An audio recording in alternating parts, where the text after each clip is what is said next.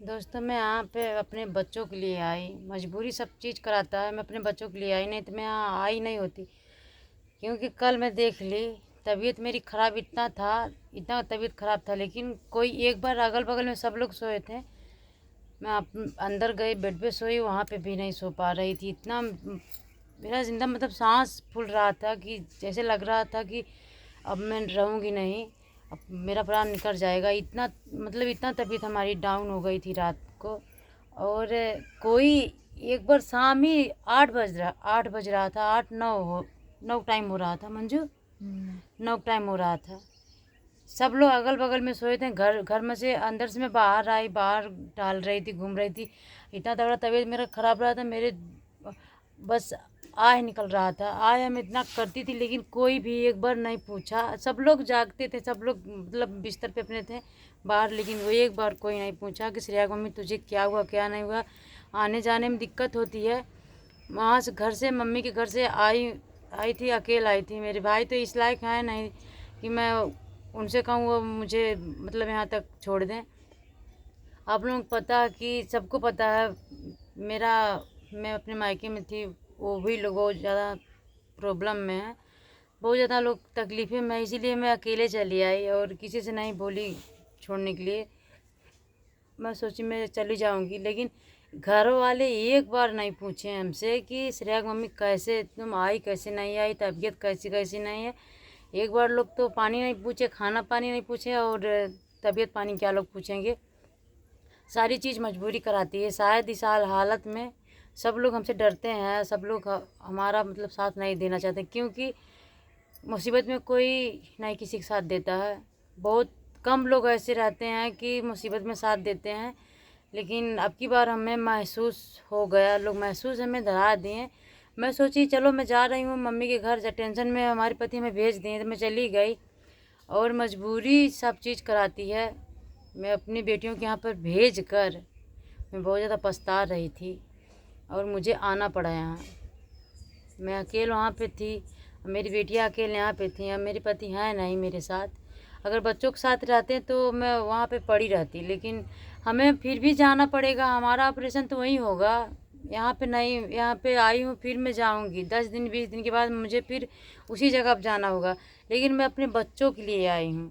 फिर भी एक बार तो पूछना चाहिए कैसे आई कैसे नहीं। सबको लग रहा है कि मतलब ठीक ठाक है। रात में इतनी तबीयत ख़राब हुई, बस मंजू हमें हमारा मतलब साथ मंजू दी, हमारे साथ जागी। तब जब तक मैं सोई नहीं, पानी लेकर आई, पानी दी, और पैर और दबाने लगी। मतलब कोई नहीं उस समय पे साथ दिया। जो कि मैं टहल रही थी, घूम रही थी, या मेरी जुबान से आह निकल रहा था, कोई नहीं उठा। मैं समझ गई कि हाँ, सब लोग सच में सब लोग स्वार्थी होते हैं, परिवार स्वार्थी। अगर यही सरोजवा काम करती तो सब लोग बोलते हैं, पूछते हैं। बहुत लोग मतलब चाहो चाहो बहुत लोग करते हैं, लेकिन करती थी। अब करने लायक नहीं हूँ, कर नहीं पाती, बैठ तो पाती ही नहीं हूँ ठीक से। पैर फैला कर बैठती हूँ, सोती हूँ तो सो नहीं पाती, करवट घूमती हूँ तो भी दिक्कत होता है। इस तरह सीधा सीधा सोती हूँ तभी दिक्कत होता है। चलती हूँ, कमर मेरा दर्द कल इतना तगड़ा, हमारा मतलब कमर से लेकर सांस तक फूल रहा था। कोई होगा एक बार कोई भी नहीं पूछा। अगर एक बार क्या बताएं हम, जो जो घर के गार्जियन होते हैं, घर के गार्जियन को तो पूछना चाहिए ना, देखना चाहिए कि हमारे परिवार के साथ क्या हो रहा क्या नहीं हो रहा। कभी गलती से भी नहीं पूछती हैं कि कैसे तुम आई, कैसे नहीं आई, ठीक हो कि नहीं हो। इतने समय मैं वहाँ पे सोनोग्राफी नहीं करवाई मम्मी के घर। मम्मी बोल रही थी चलो करवा दूँ, लेकिन मैं इसलिए नहीं करवाई, अपने भाई की हालत देख कर नहीं करवाई। मैं अपने भाई को लेकर एडमिट थी हॉस्पिटल में, इसीलिए मैं अपना दुख किसी से नहीं बताई क्यों नहीं। मैं अपने भाई को देखती कि मैं खुद अपने आप को संभालती, इसीलिए मैं अपने भाई को अपना दुख छुपाकर अपने भाई को साथ दी। और मेरे भाई को जो भी था सब कुछ ठीक ठाक हुआ।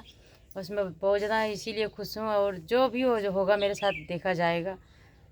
इतनी समय मुझे सोनोग्राफी करवाना है, वहाँ पे नहीं करवाई, लेकिन यहाँ पे वहाँ पे करवाती कैसे, वहाँ पे आजमगढ़ जाना पड़ता, बहुत मतलब दूर है, हचकी उचकी लगती है, बहुत मतलब दिक्कत होता, शाम तो हो जाता, भीड़ बहुत ज़्यादा रहता है वहाँ पे, इसीलिए नहीं करवाई, नहीं गई। और सोनोग्राफी करवाना है, आज जाऊँगी सोनोग्राफी करवाने, क्योंकि बहुत ज़्यादा दिक्कत हो रहा है। और सांस फूल रही है, पेट में बेबी हिल डोल नहीं रहा। कल इतना तबीयत ज़्यादा ख़राब हो गई, मुझे टेंशन हो गया था कि कुछ हो ना जाए मुझे, इसीलिए आज डर डर की वजह से मैं जा रही हूँ करवाने, देखती हूँ क्या होगा क्या नहीं होगा। अभी भी नहीं मेरी तबीयत ठीक है। शाम को तो मंजू पानी वानी दी थी, पानी नहीं पीकर मैं सोई और थोड़ा राहत हुआ, मुझे आराम हुआ। और पैर और तो इतनी बार अभी तक दर्द हो रहा है, मतलब इतना तगड़ा चीर फाड़ जैसे लग रहा है, इतना दर्द हो रहा कि पूछो मत। पता ना आने जाने से दिक्कत हुआ कि कैसे, हमें समझ में नहीं आ रहा। हमको तो लग रहा है आने जाने से, उतना लंबा सफ़र हम इस हालत में चले आए, आने जाने से दिक्कत बहुत ज़्यादा होता है। कमर से लेकर पैर तक दर्द हो रहा है, पेट तक दर्द हो रहा है। और सांस का प्रॉब्लम तो हमें कभी ऐसा नहीं होता था, लेकिन सांस का प्रॉब्लम भी हो गया। अब चलते हैं, खून का टेस्ट करवाएंगे और सोनोग्राफी करवाएंगे। 8वां महीना चल रहा है और सब डेट वोट इसमें आ जाएगा, मतलब बेबी कब तक आएगा कब तक नहीं आएगा, डेट दे देता है सोनोग्राफी में। तो आप लोगों के बीच में ज़रूर डालूँगी, बताऊँगी ज़रूर कब तक मेरा मतलब डेट जाएगा। दिसंबर तक जाएगा कि अगस्त, लास्ट अगस्त तक जाएगा। हमको तो लग रहा है दिसंबर तक जाएगा, सितंबर तक जाएगा, गलत बोल रही हूँ, सितंबर तक जाएगा। और अगर सितंबर तक नहीं जाएगा तो लास्ट अगस्त तक जाएगा। तो सोनोग्राफी में पता चल जाएगा। तो इतनी समय कोई है भी नहीं कि मुझे कोई लेकर जाए, देखती हूँ अकेली जाऊँगी। मुसीबत में कोई नहीं सहारा होता, तो अकेली जाना पड़ेगा, क्या करेंगी।